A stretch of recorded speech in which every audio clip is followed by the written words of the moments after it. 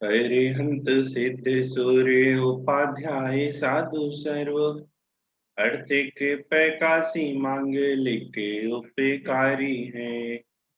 तिन्हीं को स्वरूप जान रागते भाई जो भक्ति काय को न माये स्तुति को उचारी है। धन्य धन्य तुम ही सो काज सब आज भय करे जोरी बारंबार वंदना हमारी है। मंगल कल्याणक सुख ऐसो हमने चाहत है। हो मेरी ऐसी दशा जैसी तुमने धारी है। हो मेरी ऐसी दशा जैसी तुम धारी है।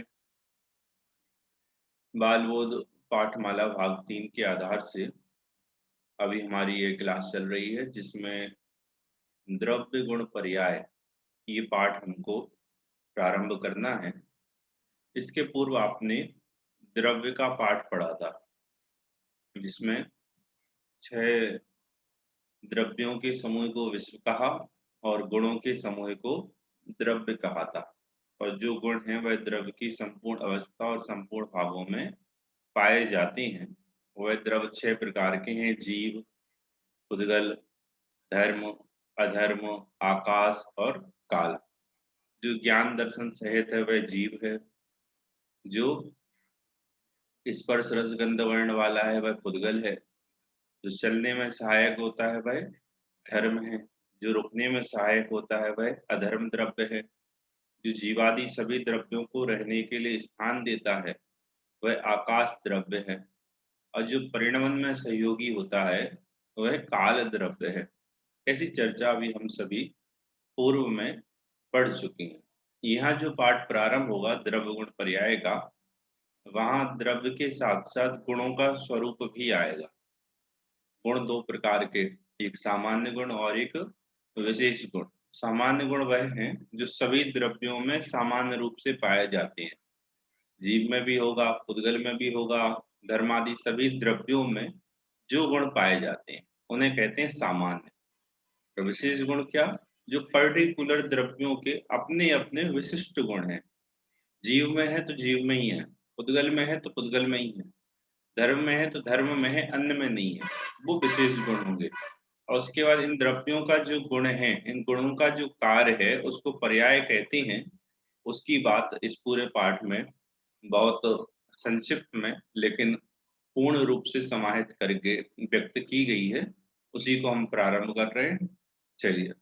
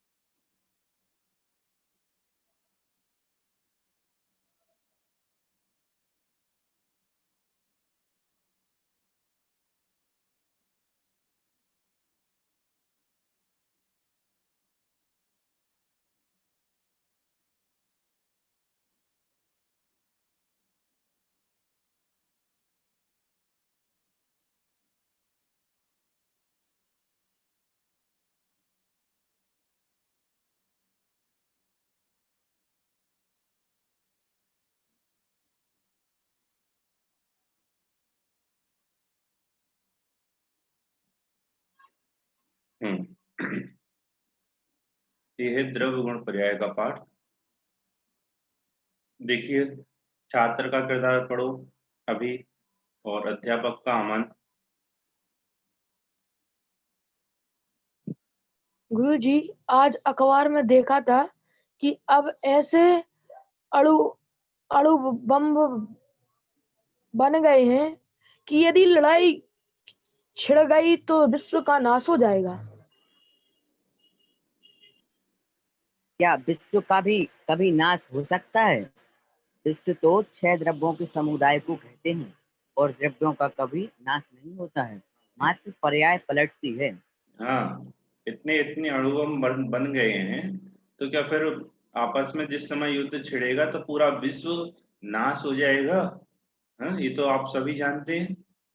हाँ, कितने घातक और खतरनाक हथियार इस मानव ने बना लिए। मतलब मानवों को लड़ने की जरूरत नहीं है, मशीनें लड़े और मानव मरे। क्या कहा? मशीनें लड़े और मरे कौन? ये मानव। ऐसी घातक मशीनें, घातक हथियार, घातक बम, घातक रसायन, ये सब चीजें इस मानव ने बना ली। मतलब हिंसा के अधिकतम साधन इस जीव ने निर्माण कर लिए, इस मानव ने निर्माण कर लिए। तो जिस समय युद्ध होगा, पाठ बहुत पुराना लिखा गया, उस समय अणुबम बड़ा खतरनाक और वो माना जाता था। तो हाँ, तो अणुबम से जिस समय लड़ाई हुई तो पूरा विश्व तो नाश हो जाएगा, क्योंकि सबके पास है। तुम पटकोगे, वो पटकेगा, वो पटकेगा, तुम पटकोगे, सब मिट जाएंगे। तो गुरुजी क्या कह रहे हैं? क्या विश्व का कभी नाश हो सकता है? विश्व तो 6 द्रव्यों के समुदाय को कहते हैं और द्रव्यों का कभी नाश नहीं होता, मात्र पर्याय पलटती है। जब हमने द्रव्य वाला पाठ देखा था, तब एक बात कही थी, ये द्रव्य कैसे हैं? स्वयं सिद्ध हैं, स्वयं से यह निर्मित हुए हैं, इनको किसी ने बनाया नहीं है। ये अनादि से है, अनंत काल तक रहने वाले हैं। इनको ना किसी ने बनाया है और ना ही कोई इनका अंत कर सकता है। विश्व में जो अनंतानंत द्रव्य हैं, अनंत द्रव्य में से एक परमाणु मात्र द्रव्य भी कभी खत्म नहीं होगा, और एक परमाणु मात्र द्रव्य भी कभी बढ़ेगा नहीं। तिल्ली जानती हैं आप? तिल, तिल देखी है सबने? असंख्यात पुद्गल परमाणुओं का एक पिंड है तिल। भाई साहब, उस तिल का जो असंख्यातवा भाग है ना, उसका भी कभी नाश नहीं होगा। और उस तिल का जो असंख्यातवा भाग है, उसका भी कभी उत्पत्ति नहीं होगी। कितनी वैज्ञानिक ले आओ, कितनी भगवान ले आओ, कितनी एकदम साइंटिस्ट ले आओ, कितनी ज्योतिषी ले आओ, लोहार ले आओ, जो लाना हो ले आओ, एक परमाणु मात्र को भी नई संरचना इस जीव के द्वारा संभव नहीं। आई बात समझ में? तो क्या कह रहे हैं, जो विश्व है वह द्रव्यों से बना है और द्रव्य का कभी नाश नहीं होता। द्रव अनादि से है, अनंत काल तक रहने वाला है, मात्र और मात्र उसकी अवस्था बदलती है। कागज को जला दो, राख बन गई, राख को बहा दो, पानी में बह गया। शरीर को जला दो, राख बन गई, लेकिन उस द्रव्य का नाश थोड़ी ना हुआ है। मात्र और मात्र उसकी क्या बदली है? अवस्था बदली है। इसने परमाणु पटका, उसने परमाणु पटका, दोनों नाश हो गए, सत्ता नष्ट नहीं हुई, पर्याय बदली हैं। पहले चलता फिरता था, अब ये जीव तो किसी दूसरे अन्य पर्याय में चला गया, उदगल राख बन गया। तो बात समझ में आती है? क्या कह रहे हैं? विश्व का कभी नाश नहीं होता। क्यों? क्योंकि विश्व तो 6 द्रव्यों के समुदाय से बनता है और 6 द्रव्यों का कभी नाश नहीं होता, अतः विश्व का भी नाश नहीं होता, मात्र और मात्र उसकी अवस्थाएं ही बदलती। आगे पढ़ो। विश्व तो द्रव्यों के समूह को कहते हैं और द्रव्य गुणों के समूह को द्रव्य कहते हैं। मंदिर जी में सूत्र जी के प्रवचन में तो सुना था कि द्रव्य गुण और पर्यायवान होते हैं। गुण पर्यायवाद द्रव्यमान। ठीक तो है, गुणों में होने वाले प्रति समय के परिवर्तन को ही तो पर्याय कहते हैं। अर्थात द्रव्य को गुणों का समुदाय कहने में पर्याय आ ही जाती है। हाँ, क्या कह रहे हैं? द्रव्य किसे कहते हैं? गुणों के समुदाय को। जो अनंतानंत गुणों का एक समुदाय है, वो क्या है? एक द्रव्य। क्या कहा? जो अनंतानंत गुणों का समुदाय है उसे क्या कहते हैं? द्रव्य कहते हैं। एक गुण द्रव्य नहीं होता, बहुत अच्छे से समझना। क्या कहा मैंने? एक द्रव्य में कितने गुण हैं? कि एक द्रव्य में अनंतानंत गुण भरे पड़े हैं। तो अनंत गुणों का समुदाय, उसका नाम द्रव्य। एक गुण वो द्रव्य नहीं होता, दो गुण वो द्रव्य नहीं होता। बोलो यदि एक गुण एक द्रव्य हो जाए तो क्या समस्या आएगी, कोई बताएगा? एक गुण यदि एक द्रव्य हो जाए तो क्या समस्या आएगी? बताओ बताओ भाई। फिर उसमें से अस्तित्व गुण हट जाएगा, मतलब कि ना कभी उत्पन्न होता है ना नष्ट होता है। तो अगर गुण से वो द्रव्य बन गया तो मतलब उत्पन्न ही हुआ ना द्रव्य, तो फिर तो उसमें से अस्तित्व गुण का नाश हो जाएगा। और कोई और कोई बताओ भाई। यदि यदि ऐसा होगा तो किसी भी द्रव्य में एक ही गुण होगा, ना वह उत्पन्न मतलब जो है उसका अस्तित्व ही मिट जाएगा और उसका अंग का काल भी समाप्त हो जाएगा। चलो बहुत कुछ है। हाँ, किसी द्रव्य में उसके अस्तित्व से उसकी सत्ता है, तो अस्तित्व नाम का अलग कोई द्रव्य हो जाएगा, ज्ञान वाला अलग हो जाएगा, तो ज्ञान अस्तित्व के बिना रहेगा कैसे? बहुत अच्छा सोच। देखो एक और कारण क्या, कि अनंत गुणों का समुदाय वो द्रव्य है।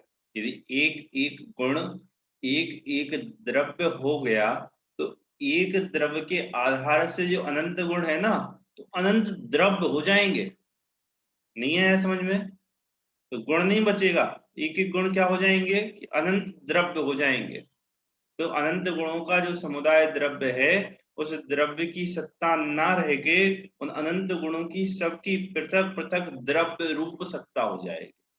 एक गुण एक द्रव्य हो जाएगा, अनंत गुणों का द्रव्य नहीं रहेगा, तो प्रत्येक एक एक गुण का अस्तित्व एक द्रव्य के रूप में आपको स्वीकार करना पड़ेगा। बात समझ में आती है? क्या कह रहे हैं? गुणों का समुदाय उसे कहते हैं द्रव्य। इसकी चर्चा पहले भी अपनी हुई थी। और देखो, जैसे शक्कर एक द्रव्य है तो किसका समुदाय है? शक्कर अनंत द्रव्यों का एक समुदाय। उदाहरण की बात कर रहा हूं मैं, क्योंकि शक्कर नाम का कोई द्रव्य है नहीं, शक्कर नाम का कोई द्रव्य नहीं है, नमक नाम का कोई द्रव्य नहीं है। क्यों नहीं है बताओ? क्या ये वस्तु नहीं है? शक्कर, नमक, अमन, पुस्तक, मोबाइल, इस नाम का कोई द्रव्य नहीं। क्यों नहीं है? क्या ये कोई वस्तु नहीं है? बोलो भाई जल्दी, कौन बताएगा? तुम लोग भी बोला करो, हर्ष, ऋतिक वीडियो ऑफ करके बैठ जाते हो अकेला।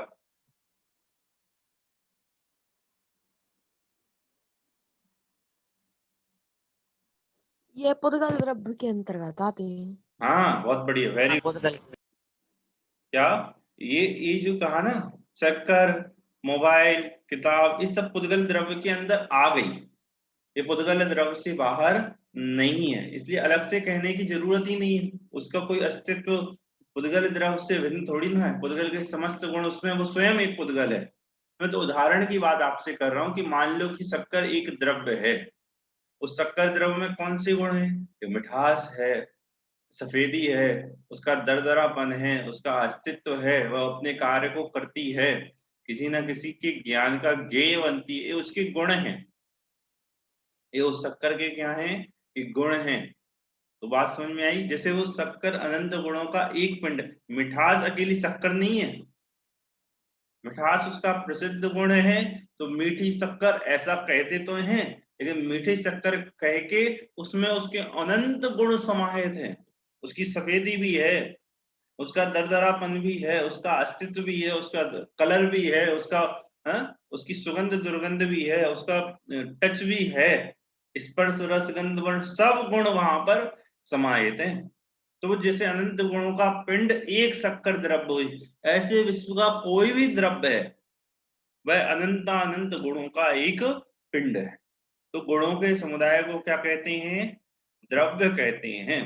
इसका कहना है छात्र का, गुरुजी हमने मंदिर में सुना था कि द्रव्य गुण पर्यायवान है। द्रव्य जो है वह गुण और पर्यायवान होता है। उसके लिए तत्वार सूत्र का सूत्र बोला था पंडित जी ने। क्या बोला था? गुण पर्यायवत द्रव्यम, गुण पर्याय वाला द्रव्य होता है। तो वो पंडित जी क्या अलग पढ़ा रहे थे, क्या आप अलग बता रहे हो? तो कहते हैं नहीं, जो पंडित जी ने पढ़ाया था वही मैं कह रहा हूं। ये पर्याय क्या है? कि गुणों का जो कार्य है गुणों में प्रति समय होने वाला जो परिवर्तन है उस परिवर्तन को ही पर्याय कहते हैं। क्या कहा? आप कह रहे हो गुणों का समुदाय द्रव्य है, पंडित जी कहते हैं द्रव्य गुण और पर्यायवान होता है, तो क्या अंतर है आपकी और उनकी बात में? बोले कोई अंतर नहीं है। ये पर्याय क्या है? कि गुणों का प्रति समय होने वाला परिवर्तन, गुणों में प्रति समय होने वाला कार्य, वही तो पर्याय है। तो गुण कहने पर पर्याय उसमें अपने आप सम्मिलित हो गई। नहीं आई बात समझ में? किस किस को समझ में आई? हाथ खड़े करो जरा। डिजिटल हाथ दिखा दो तो वहां जल्दी पढ़ने में आ जाता है। एक अमन को बस।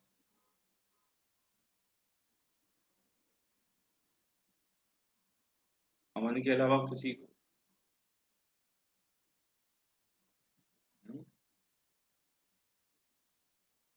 तुम्हें नहीं आया राजेश समझ में? राजेश नहीं आया, कोई बात नहीं, अभी आएगा। सुनो अभी, अच्छा तुम बताओ राजेश, द्रव्य किसे कहते हैं? गुणों के समूह को। गुणों के समूह को। अच्छा ये बालक क्या कह रहा है? पंडित जी ने क्या बताया द्रव्य? मंदिर में पंडित जी ने क्या बताया था द्रव्य?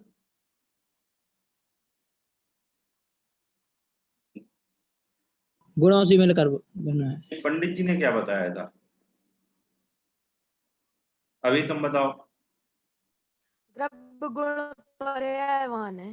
हाँ, आपने बताया गुणों के समुदाय को द्रव्य कहते हैं, पंडित जी कहते हैं द्रव्य गुण और पर्यायवान है।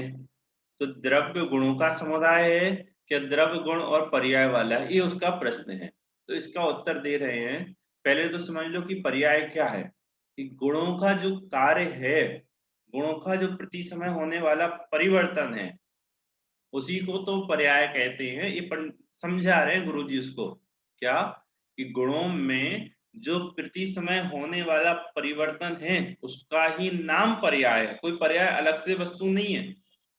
गुणों का जो प्रति समय बदलाव होता है, परिणमन होता है, चेंजिंग होती है, हर समय गुणों में एक एक अवस्था बदलती है ना, उस अवस्था के बदलने का नाम ही तो पर्याय है। इतना समझ में आया राजेश? हाँ जी। ऋतिक, संदेश,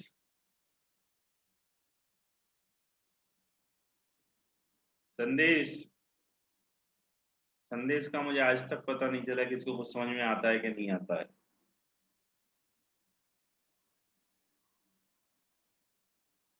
संदेश बोलो। हाँ भैया जी। क्या समझ में आया बताओ। भैया दिमाग से ही बाहर गया। हैं? तुम ऐसे हिलते क्यों रहते हो? मोबाइल हाथ में पकड़ के बैठते क्या?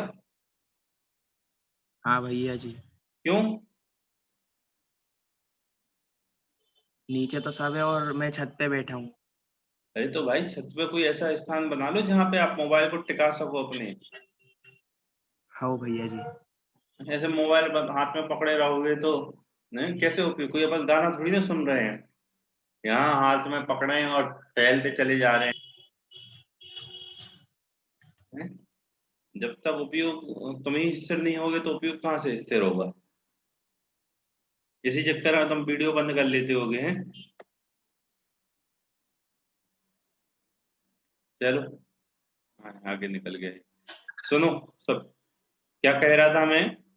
पर्याय क्या है? कि गुणों का जो प्रति समय होने वाला परिणमन है वो ही पर्याय। पर्याय कोई अलग से बाहर से द्रव्य में नहीं आ गई। ये गुरुजी उसको समझा रहे हैं। तो जब कहा ना गुणों के समुदाय को द्रव्य कहते हैं, तो गुणों का समुदाय कहने पर गुण के साथ उसमें पर्याय सम्मिलित हो गई। यही लिखा है देखो, ठीक तो है। गुणों में होने वाले प्रति समय के परिवर्तन को ही पर्याय कहते हैं। अतः द्रव्य को गुणों का समुदाय कहने में पर्याय आ ही जाती है। गुणों के परिणमन को पर्याय कहते हैं, यह तो समझा। पर गुण किसे कहते हैं? ये पर्याय की परिभाषा है, लिख लेना। गुणों के परिणमन को पर्याय कहते हैं। गुणों में जो प्रति समय, गुणों में कार्य होता है हमेशा, समझना, गुणों में क्या होता है, प्रति समय एक परिणमन, अवस्था बदलती है। जैसे समझो हमारा ज्ञान गुण है, तो ज्ञान गुण में प्रति समय परिणमन हो रहा है क्या नहीं हो रहा है? अभी नहीं जानते थे, अब जानने लगे, हाँ, फिर कुछ और जानने लगे, फिर और कुछ जानने लगे, फिर और कुछ जानने लगे, तो ये प्रति समय बदलाव हो रहा है क्या नहीं? ये रूमाल है तो प्रति समय पुराना पड़ रहा है, पढ़ रहा क्या नहीं पढ़ रहा? ये मोबाइल है, ये हर समय पुराना पढ़ रहा है। पर्याय हर समय बदलती है। जब आप इतने से बच्चे थे और इतने बड़े हो गए, तो इतने बड़े एक साथ हो गए या धीरे धीरे हुए हो? हर सेकंड में आपका बदलाव हुआ, तो तब जाके ये चाम अलग टाइप की बनी है।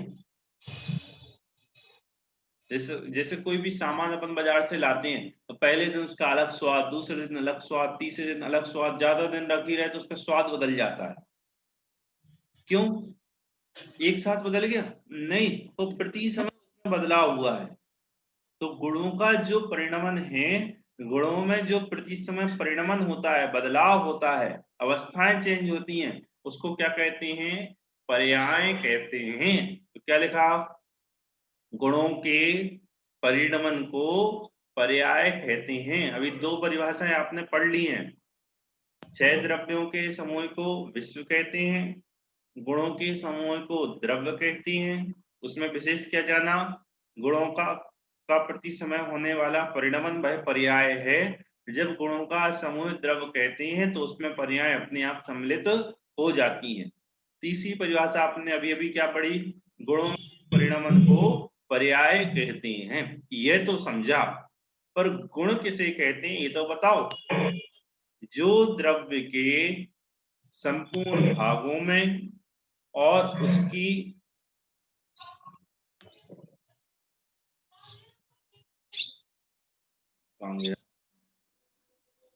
संपूर्ण अवस्थाओं में रहता है, उसको गुण कहते हैं। फिर से देख लो क्या लिखा, क्या खुल जाता है।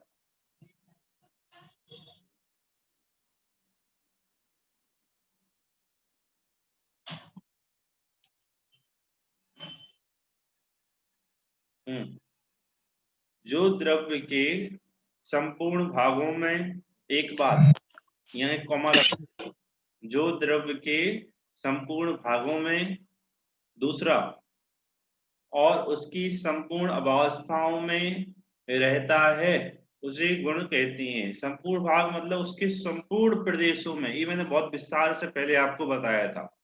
क्या? संपूर्ण भाग मतलब उसके पूरे क्षेत्र में। यदि द्रव इतना बड़ा है तो उसका गुण भी इतनी बड़ा होगा, ये होगा उसका संपूर्ण क्षेत्र। क्या कहा? हर्षिधर देखो सामने, यह एक द्रव्य मान लो, तो ये द्रव इतना बड़ा है, इसके भाग इतना इतना इसका बड़ा क्षेत्र है, तो इसका क्षेत्र जब इतना बड़ा है तो इसके गुण भी कैसे होंगे? ये पूरे में होंगे। तो जो द्रव्य के संपूर्ण भागों में, दूसरा उसकी संपूर्ण अवस्थाओं में, आज ये मोबाइल ग्रुप है, कल टूट के कचरा बन जाएगा, परसों जुड़ के इसकी प्लास्टिक का एक कुर्सी बन जाएगी है, फिर कुर्सी को तोड़ के उसके बढ़िया खिलौने बन जाएंगे। तो जब ये मोबाइल है, जब ये कुर्सी बनी, जब ये कचड़ा बना, जब ये खिलौना बना, तब भी इनकी सब अवस्थाओं में जो था उसे कहते हैं, उसे क्या कहते हैं? गुण।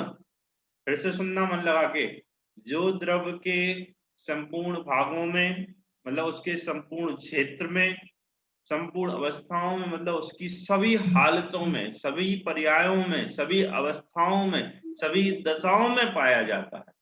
हालत कहो, दशा कहो, अवस्था कहो, परिणाम कहो, परिणमन कहो, एक ही बात है। पर्याय कहो, ये सब क्या है? ये सब एक ही बात है, अलग अलग बात नहीं है। आई बात समझ में? तो एक द्रव्य में अनंत गुण रहते हैं, तो अनंत गुण द्रव्य में ऐसे नहीं रहते, एक यहाँ, एक यहाँ, एक यहाँ, एक यहाँ, एक यहाँ, एक यहाँ, एक यहाँ, तो अनंत गुण अलग अलग जगह ऐसे सेट होकर रहते हैं। नहीं, क्या? जैसे ज्ञान गुण है जीव का, तो पूरे में ज्ञान गुण है, दर्शन गुण है जीव का तो पूरे में ही दर्शन है, चारित्र गुण है जीव का तो पूरे में ही चारित्र है। क्या कहा, आ रही बात समझ में अमन? ऋतिक तुम्हारे? हाँ भैया। क्या कहा, क्या कह रहे हैं कि संपूर्ण अवस्थाओं में पाया जाता है, तो संपूर्ण भागों में पाया जाता है। तो संपूर्ण भाग मतलब उसके पूरे क्षेत्र में, जितना बड़ा द्रव उतना बड़ा गुण। और एक ऐसे नहीं रहते कि एक यहाँ एक यहाँ एक यहाँ एक यहाँ, पूरे द्रव्य में पसर के उसका एक गुण रहता है। ऐसे दूसरा भी पूरे द्रव्य में अनंत गुण, पूरे द्रव्य में मतलब द्रव्य के जितने प्रदेश हैं उन सब प्रदेशों पर अनंत गुण रहते हैं। ज्ञान यहाँ है तो दर्शन भी है, चारित्र भी है, सुख भी है, वीर भी है यही। और यहाँ भी ज्ञान भी है, दर्शन भी है, चारित्र भी है, सुख भी है, वीर भी है, क्योंकि वो ज्ञान यहां से लेके पूरे में, दर्शन यहां से लेके पूरे में, उसके अनंत गुण पूरे के पूरे द्रव्य में रहते हैं। आई बात समझ में? हर्ष तुम किससे बातें कर रहे हैं? मैं डिस्टर्ब हो रहा हूँ या तो तुम अपना वीडियो ऑफ करो।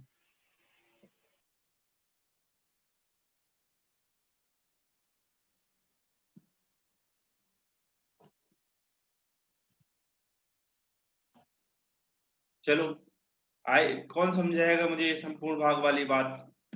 बोलो भाई।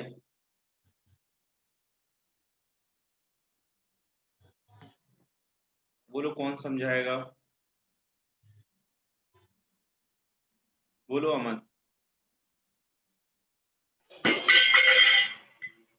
आपने बताया ना गुण वाला, तो जो गुण है मतलब जिससे तो भगवान को प्रकट हुए हैं या जो हमारे अंदर गुण है, तो वो हमारे आत्मा के प्रदेशों में मतलब ठसाठस भरे हुए हैं। मतलब एक प्रदेश में कहीं पर चारित्र है, कहीं पर दर्शन है, कहीं पर ज्ञान है, और फिर मतलब ऐसे एक ही प्रदेश में सारे गुण हैं, और फिर उसके अनंत प्रदेशों में हर एक प्रदेश पर सभी गुण साथ में मतलब भरे हुए हैं, और अनंत प्रदेश पर अनंत गुण भरे हुए हैं, मतलब भरे पड़े हैं। अच्छा ये बताओ, आत्मा का ज्ञान गुण यहाँ है क्या? नहीं है, और पैरों में? वहां भी है। वहां भी है। तो यहाँ का अलग गुण है और पैर का अलग गुण है? नहीं। पूरा ज्ञान इतना बड़ा है, वेरी गुड। अच्छा दर्शन यहाँ है क्या? नहीं है, सुख दोनों हैं। और विकारी परिणाम, क्रोध मान माया लोभ, सारे हैं वहीं पर, नीचे पैरों के स्थान पर, वहां पर भी है। वहां पर भी। तो जो द्रव्य है उसके पूरे में जो गुण रहते हैं, विकारी परिणाम का वो पर्याय कह दी मैंने, श्रद्धा चारित्र गुण समझना, ठीक है? तो वो यहाँ भी है और यहाँ भी वही का वही है, अलग नहीं है। तो प्रत्येक अंश पर, प्रत्येक क्षेत्र में उसके सभी गुण रहते हैं, ये कहना है। दूसरा क्या कहा, और उसकी समस्त अवस्थाओं में रहता है, उसकी कोई भी अवस्था आ जाए, निगोद में हो तब भी, हाँ, हाथी बन जाए, चींटी बन जाए, और घोड़ा बन जाए, गधा बन जाए, और क्या बनेगा, बिल्ली बन जाए, चिड़िया बन जाए, बच्चा होवे, बड़ा होवे, स्कूल में पढ़े, दुकान में बैठे, घर में खटिया पे पड़ा हो, स्वर्ग चला जाए, फिर पुरुषार्थ करके मुनिराज बन जाए, केवल ज्ञान ले ले, सिद्ध बन जाए, तब भी उसके समस्त गुण उसके साथ रहते हैं, उसकी हर हालतों में उसके साथ है। प्रकट होना नहीं प्रकट होना ये अलग बात है, लेकिन गुण रहते हैं साथ में। शुद्ध परिणामन होना, अशुद्ध परिणामन होना ये दूसरी बात है, लेकिन समस्त गुण उसके सभी क्षेत्र और सभी अवस्थाओं में रहता है, उसको गुण कहते हैं। उदाहरण दे रहे हैं, जैसे ज्ञान आत्मा का गुण है, वह आत्मा के समस्त प्रदेशों में तथा निगोद से लेकर मोक्ष तक की समस्त हालतों में पाया जाता है। अगला है, आत्मा में ऐसे कितने गुण हैं? आत्मा में ज्ञान जैसे अनंत गुण हैं। आत्मा में ही क्या, समस्त द्रव्यों में, प्रत्येक द्रव्य में अपने अपने अलग अलग अनंत अनंत गुण हैं। जीव के अपने हैं, पुद्गल के अपने हैं, धर्म के अपने हैं, अधर्म के अपने हैं। तुम्हारे जीव के तुम्हारे अनंत हैं, मेरे जीव के मेरे अनंत हैं। तो सभी द्रव्यों में ऐसे अनंत गुण पाए जाते हैं। तो हमारी आत्मा अनंत गुणों का भंडार है। भंडार क्या है? ऐसे थोड़ी ही है कि आत्मा अलग हो और गुण उसमें भरे हों। भंडार किसे कहते हैं? भंडार में कोई सामग्री हम जाके रख देते हैं, तो आत्मा अनंत गुणों का भंडार है। तो ऐसा नहीं है कि गुण अलग है और भंडार अलग हो गए, नहीं, गुण ही तो द्रव्य हैं। द्रव्य से अलग कोई, गुणों से अलग कोई द्रव्य की रचना थोड़ी ना है। द्रव्य अलग था और गुण जाके उसमें भर गए, गुणमय द्रव्य है। बोलो, शक्कर मिठास का भंडार है कि शक्कर मिठास ही है? शक्कर सफेदी का भंडार है कि सफेद ही है? सफेद ही है। ऐसी आत्मा अनंत गुणों का भंडार है कि अनंत गुणमय है? अनंत गुणमय। भंडार क्या है? ऐसे थोड़ी ही है कि आत्मा अलग हो और गुण उसमें भरे हों। जो उसे गुणों का भंडार कहें वह तो गुणमय ही है, वह गुणों से ही बनी है, वह तो गुणों का अखंड पिंड है। इन अनंत गुणों के पिंड को ही तो द्रव्य कहा। तो इस तरह गुणमय ही द्रव्य होता है। वे अनंत गुण कौन कौन से हैं? क्या बात करते हैं? क्या अनंत भी गिनाए जा सकते हैं? अनंत जिसका कोई अंत नहीं, क्या उसको बताया जा सकता है? तो कहते हैं नहीं बताया जा सकता। बोलो अमन। कुछ नहीं, ये पूछ रहे थे, मतलब वो आप समझ गए, ये पूछ रहे थे थोड़ा माइक पास में पकड़ के बोलो। जैसे मतलब आपने बताया ना गुणमय है, तो जो रागी द्वेषी परिणाम है उसके सहित भी है, मतलब जैसे कोई विकार परिणाम होता है उसको तो विकारमय भी है। देखो सुनो, पहली बात, गुणमय कह रहे हैं, पर्यायमय नहीं। ठीक है, क्या कहा? गुणमय कहा, अभी पर्यायमय की बात यहाँ पर नहीं चल रही। ठीक, दूसरी बात, जैसे गुण द्रव्य से अभिन्न है, अखंड है, ऐसे ही पर्याय गुणों से अखंड है, अभिन्न है। तो पर्यायमय कहने में भी कोई बुराई नहीं है। आगम में अनेक स्थलों पर ऐसा कहा है, अशुद्धता से परिणमित आत्मा अशुद्ध है, क्रोध से परिणमित आत्मा क्रोधी है, मान से परिणमित आत्मा मानी है, लोभ से परिणमित आत्मा लोभी है, राग द्वेष से परिणमित आत्मा रागी द्वेषी है, अशुद्ध भाव से परिणमित आत्मा अशुद्ध है और शुद्ध भाव से परिणमित आत्मा शुद्ध है। इस पर्याय की अपेक्षा द्रव्य का कथन करना आगम में भी आया है, तो ऐसा कह सकते हैं। लेकिन समझना क्या, ये जो राग द्वेष कह रहे हैं पर्याय की अपेक्षा कह रहे हैं। यदि स्वभाव से देखो तो राग द्वेष विकार है, एक समय का है, और मैं त्रिकाली शुद्ध तत्व हूँ। स्वभाव में ये अशुद्ध परिणमन शुद्ध परिणमन नहीं होता, शुद्धाशुद्ध परिणमन ये पर्याय का है। आई बात समझ में? यहाँ तो गुणमय की चर्चा चल रही है, और कहीं पर्यायमय की भी चर्चा आए तो वहां उसको वैसा समझना और जानना चाहिए। चलिए, अभी आज हमने विश्व, द्रव्य, गुण और पर्याय, इनकी सामान्य परिभाषाएं देखी, और द्रव्य गुणों का भंडार है, क्या गुणमय, इस बात पर ध्यान दिया। कल इसके आगे के विषय को प्रारंभ करेंगे।